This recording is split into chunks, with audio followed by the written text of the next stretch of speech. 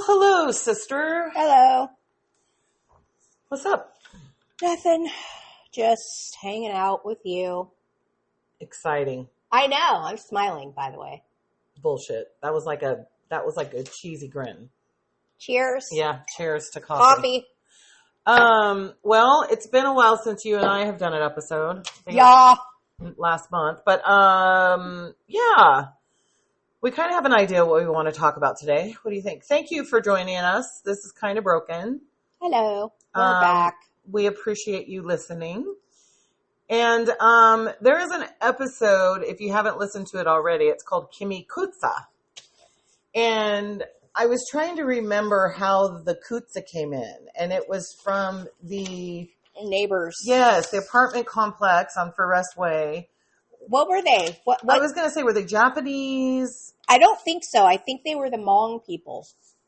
No? No, because the little girl's name was Sun Yang. Oh, they gave me that name? Yes. That was my best friend. Yes. Sun Yang was my best friend. Yeah, they actually would have probably adopted you. I know. You were just too cute back then. Not anymore. Then we grow up. I know. So, yeah, they called you Kimi Kutsa, and that was just something that we used. That was your nickname. Yep. Kimi Kutsa. It was kind of cute. So. It is still cute.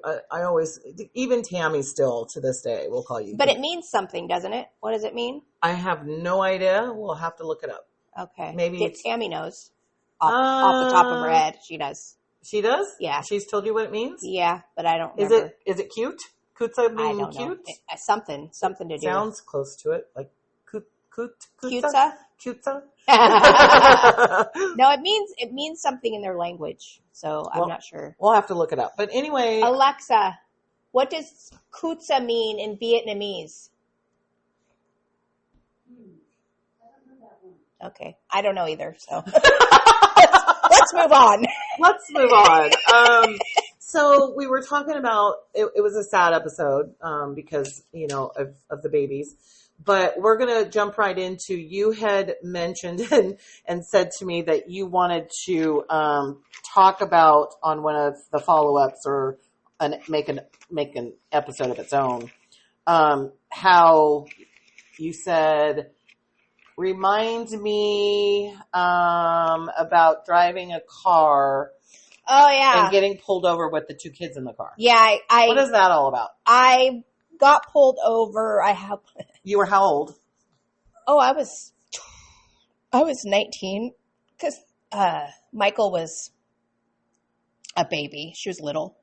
And so to lead into that, though, I had this friend when I was younger, middle school-ish and high school maybe, that I had for the longest time. And her mother, I knew her mother was kind of a basket case, but she offered to take my two kids in when I was homeless and living in my car. And after I had gotten out of jail, I lost my apartment, which is another whole story. I had a townhouse when I had the baby and Stephanie. It's a really nice townhouse. And I believe that's when I got pulled. Actually, I wasn't homeless at that time that I got pulled over. I was in the townhome, and I was taking Michael and Stephanie in the car because Michael liked to ride in the car like any other baby, and that would settle her down. So was she being a pain in the ass or something, or was she she was really. I think she was fairly new. She was like a baby, but I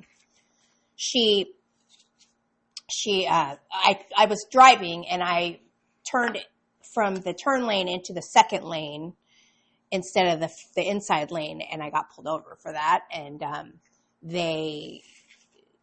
I had a warrant for something. I don't remember what. Warrant? Yeah, I think it was because I had gotten pulled over and didn't have a license, because for the longest time I drove without a license. Oh, I never had gotten one. So then I didn't take care of that because that's my MO back then. I didn't take care of things. Right. So then I ended up having a warrant because I didn't take care of the follow-ups with that first. Right. Like go to court. Blah, blah, yeah. Okay. Yeah. I didn't deal with it. Mm-hmm. So then they said, oh, well, it's, this is not okay. And I I ended up having to go to jail for that because I had not dealt with it for so long that it was a bad deal.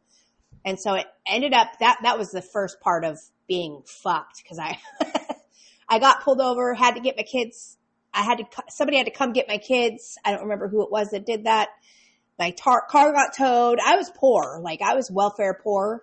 So I got my car towed. I had to go to jail. I ended up, Wait. Okay. Back the shit up. You were in jail. Yeah. I still have my card, my inmate card. It's horrible.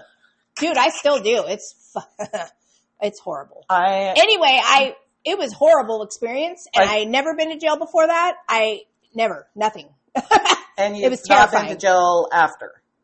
No. Okay. But I went to jail and I was terrified and my kids, I had to get them somewhere and I didn't have anybody and I had a friend come get them, I think. I don't remember exactly, but anyway, that was the beginning of some shit storms because I ended up having to be in jail for a minute.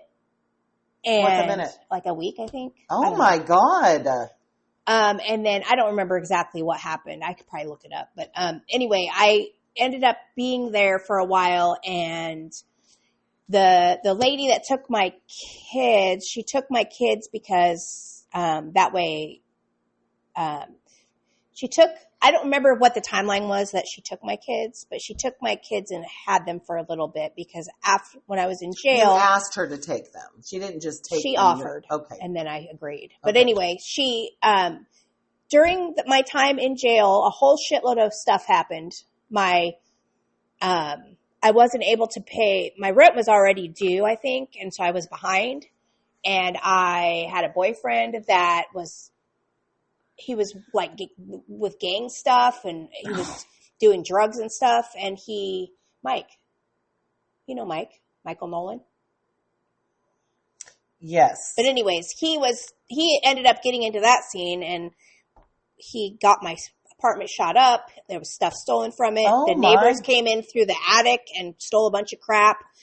This all happened within a span of a very short time. Neighbors came in through came in through the attic somehow. I don't know how the hell they did it. Well, that's not hard to do if you're in a not back then. duplex, I guess. But anyways, it was a townhouse and the next neighbor townhouse people had the same age kids as I did and I think they stole a bunch of kids stuff. Anyway, so that happened and then they shot my apartment up and there was bullet hole. Were you in the apartment when they shot it? No, I was in jail. Oh, okay. Mike was doing that to me. So who was anybody in the apartment? He broke in. So not only did they got shot up, but by somebody that didn't live there. So I was blamed for all this. I had to get the fuck out of there. Oh. Somebody had to move me out while I was still in jail. Like this happened in the span of a very short time. Well, and of course there weren't cell phones back then. No, there was nothing. If you didn't have a phone number, who are you going to call? So the cops came and all this stuff happened and it was fucking, and I was poor. Like I didn't have any way to do anything. So I had to have help.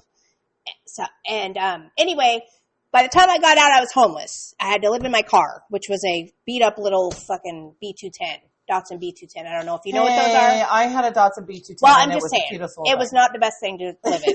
Anyway, I lived in that. My kids were with that lady, my friend's mom, which I thought was great. I was like, oh yay, she's helping me. And, after I visited them a little bit, a few times. And then, after like I said, I was homeless, staying with people, living in a car. Huh? After you got out. After I got out and my kids were still with somebody. And then I finally was able to get my shit together and got the little duplex or fourplex. That's the one that Michael passed away in. Right. But gotcha. I was doing better. I was getting my shit together. I was doing better. And it was easier because somebody had your kids, no offense, but they had your kids. They were helping you get out of, yeah. And then so this lady that had my kids, she was helping me. I was great. She didn't want to give them back. I got them back because they were my kids. She was trying to keep your kids? She was trying to keep my fucking kids. She was adamant. She was trying not to give them back. And I got them back because they're my kids. Like, hello. Did you call the cops? This was before I had any anything with DHS or whoever the hell. Right. I didn't have anybody. I was the sole caretaker. This is kind of new news to me, so this is why I'm asking you these questions. When she didn't want to give the kids back, did you have to call the cops for them to? No, but I had to. We had to tell her they're my kids. You cannot have them. They are my children, and it was a thing. Yeah. But yes, she gave them. Obviously, she had to. Like I'm sure it was. I don't know. I don't think the cops were involved, but I think maybe that was a thing that was threat. Said. But after Michael passed, she actually. And I think Stephanie was still there with me. But she would drive by my house and she would yell out the window, "You killed your baby. You killed your baby. She would, I don't know why she said that, but she was angry. Fucking mean, weird. But that was she was psycho. Okay. And she yelled down the street. Out the window, driving by. Is she yelling your name? Is she? I don't know. I just remember, "Baby, you killed your baby," and then she said other things. I just don't know what exactly it was. That's what I remember because that was she did that multiple times. I didn't know. Different days, different times. That was very fucked. Like, I was already mentally unstable because of that. I was traumatized. That was more trauma on top of that, and I don't understand. Who would do that? I don't know. She was psycho. She wanted my kids, so she thought I killed one. I don't know.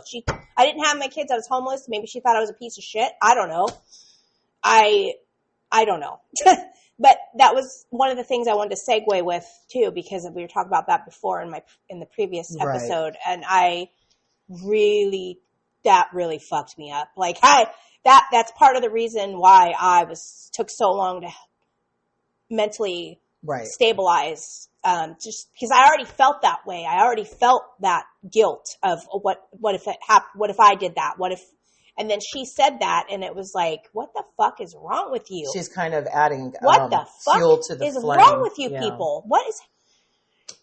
And so that was just a flippin' nightmare.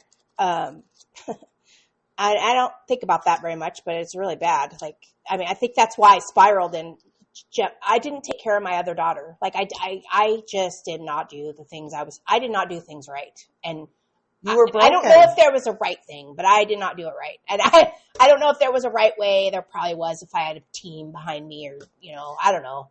But I just don't know. They always say it takes a village, but when you have somebody like that, that is not a village. She was mad because you got your kids back. No, not her. I'm talking if I had a team. Like, right, but what I'm saying is when you have children, they always say, to raise children, it takes a village. She didn't do it the right way. She should have been there helping you. Yes, and she on the other hand is putting fuel on the fire. I don't even know what's wrong with people like that. Like, what is wrong with you? Why would you even do that? I was a kid.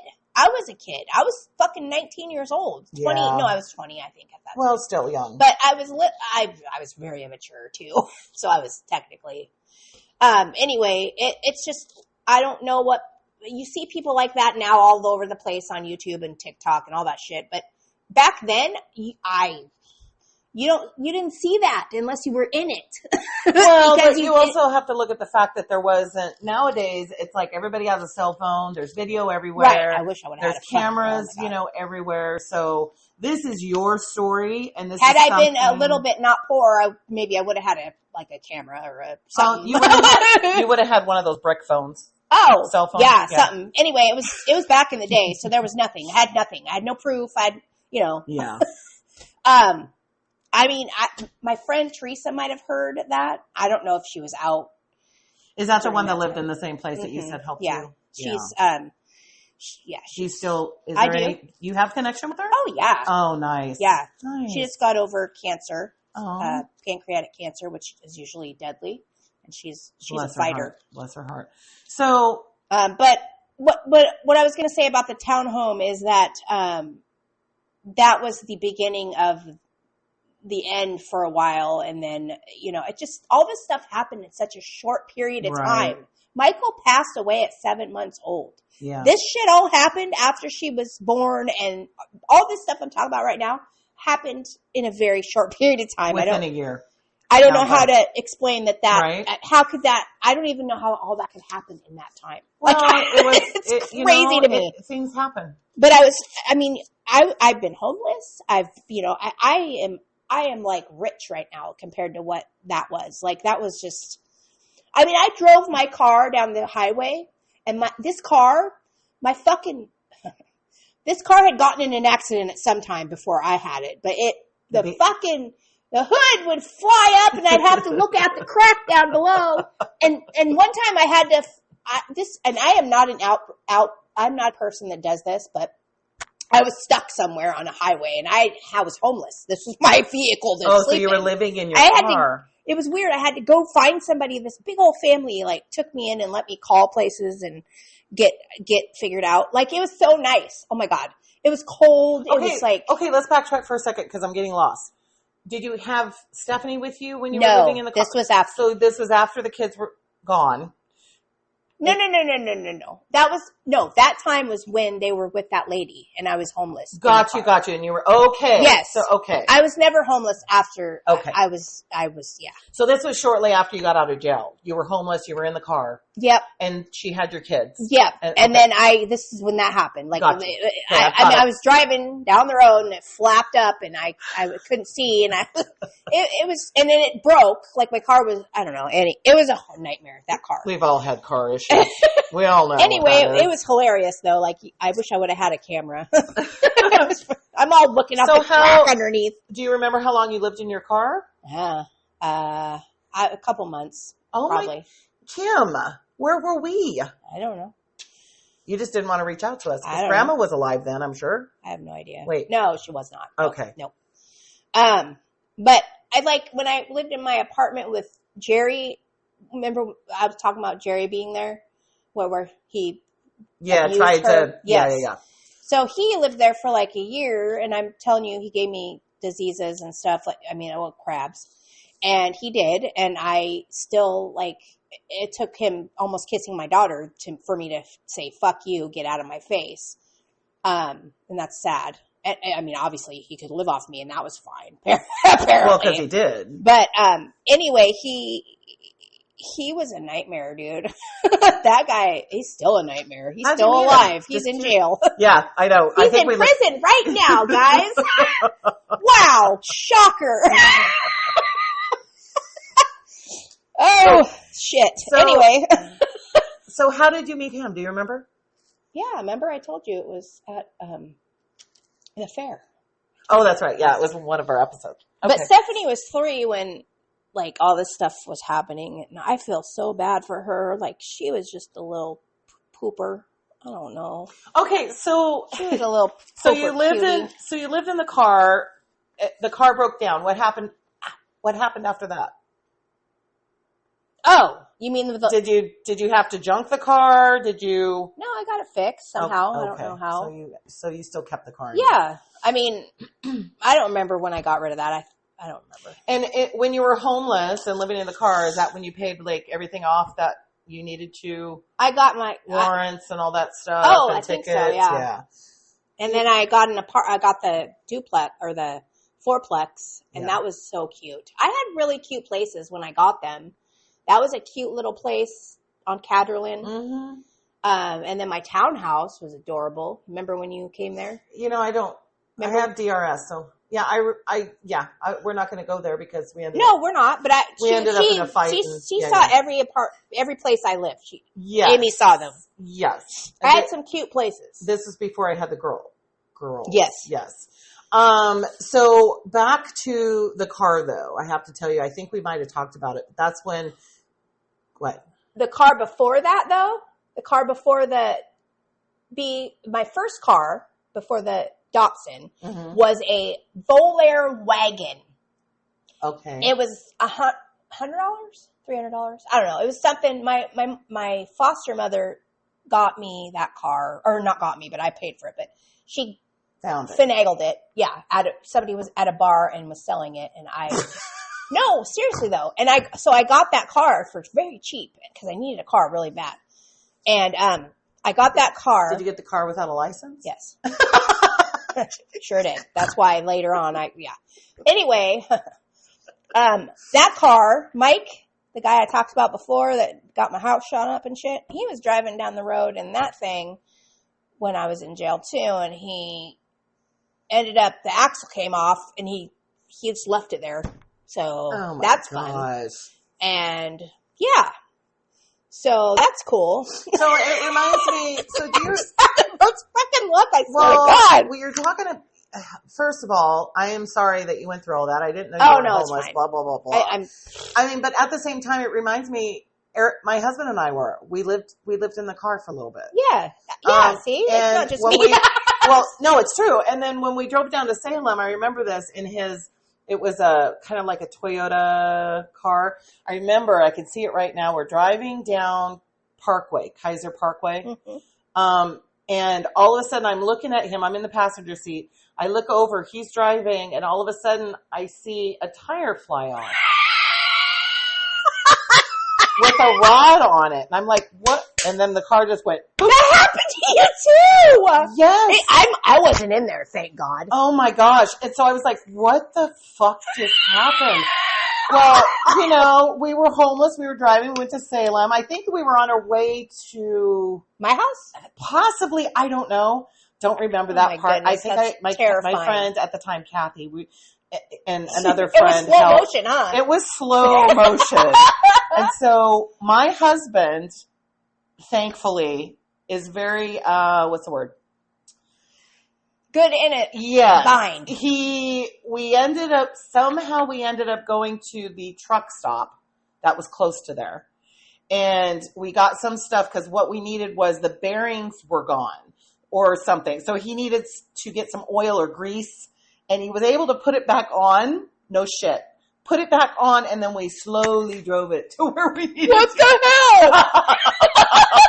Well, yes. At least you didn't abandon it like other people we know. Well, we were living in it. That's true. That was our vehicle. But that was my vehicle, and somebody else was driving it, and they're rude because they just left it there. What the fuck is wrong with you? I mean, drugs, gangs, all the stuff. Well, we'll can't really blame him. We'll kind of shut this down. We have more to talk about because what I would love to talk about is the car situation. So my very first car was a Plymouth Duster, and I bought it for $200. And it was Anna Lane's boyfriend at the time sold it to me. But what he had done is I don't want to use that word. Finagled? Something rigged, but he had rigged it, and it only lasted me enough time to get to Portland from Salem, and then it shot a rod in the engine. And I had to call my sperm donor, my biological father, to come get me because he lived in Aloha at the time. And yeah, so that was a whole other shabacle. See, we have car stuff. And then what? Oh yeah. The Opel Kadett that I would push and kind of. Yeah. You said I stole. Well, me and Tammy shared you didn't steal. We got that from Daryl Rose, who was one of my very first kind of boyfriends. Yes, I said his name.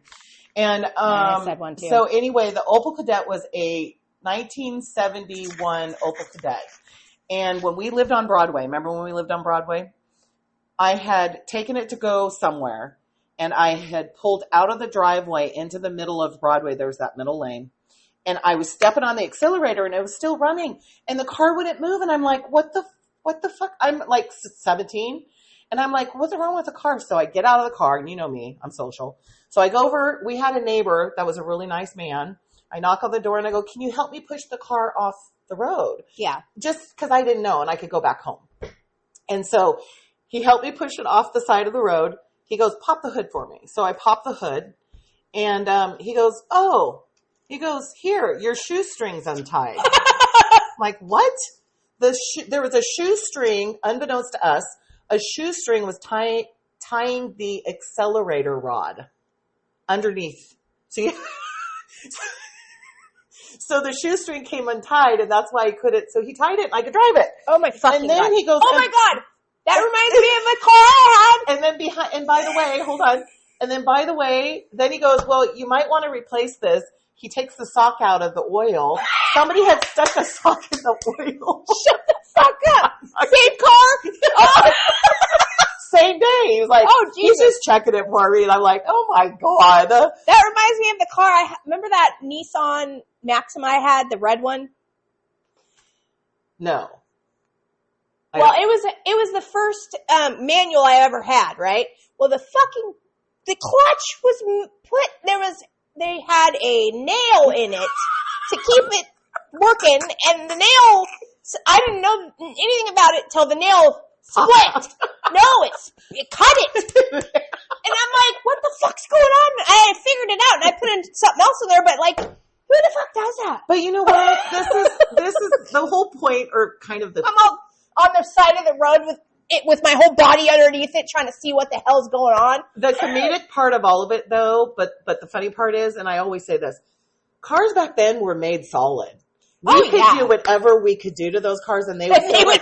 And do you know that Opel Kadett still ran? I sold it to a buddy or a friend of mine, and for like $300. It ran its ass off. He probably still has it. See, you can't do that now. They're all computerized. Well, and they're also either made of plastic or, or they break. Right. But you know how many people drove by? I was with my friend on the side of Fruit Valley Road, and nobody stopped for us. They just kept going and going, and there's so many people drove by. For us, as in you and the kids, or no, me and Holly. This was my Maxima when I lived at Fruit Valley Road. They just kept driving by you? Yeah, we were just like, what the? We were two girls too. You'd think like we were pretty too. So like, why aren't you stopping, people? I don't understand. Okay, well I'll up you one on that one. Okay, it's happened to me twice. My friend Tab and I drove up to Portland, and the car something happened to the car on the freeway. And as soon as we pulled over and I stepped out of the driver's seat, car pulled behind us and said, do you need some help? Oh my God. We're like, yeah, I think we're out of gas or something. And so, one of us stayed with the car. And then this is back then when we could have been murdered. There's so many incidences where we could have been part of that Green River Killer shit. Much as that we ran around and we did our things because we didn't have parents. We didn't, Well, yeah. And then the second... It's pregnant at 16. The second time this happened to me, I had my 1950 Chevy pickup truck, and I didn't have Zane at the time. I had left his dad because he, like Jerry or any of the men you dated, no offense to his dad, but at the time he wasn't working, and I was like, we just weren't connecting. And I was like, you know what? If you're not going to come home, because he was hanging out playing video games or whatever and getting stoned. And I said, if you're not going to come home, I said, I'm moving to Idaho. I'm going to live with my aunt.